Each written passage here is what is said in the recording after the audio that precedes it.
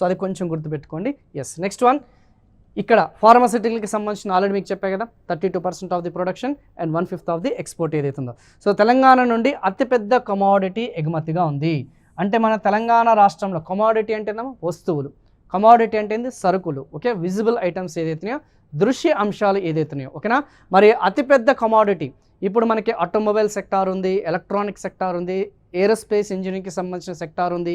ఇలా చాలా రకాల ఏదైతే మనం చెప్పుకున్న గూడ్స్ ఏదైతున్నాయో, ఆ యొక్క వస్తువులు ఏదైతున్నాయో అందులో అతిపెద్ద భారతదేశం నుంచి ఎగుమతిదారుడుగా, అతిపెద్ద తెలంగాణ నుంచి ఎగుమతిదారుడుగా ఉన్న ఆ యొక్క సెక్టార్ వచ్చేసి మనకి ఏదుందమ్మా?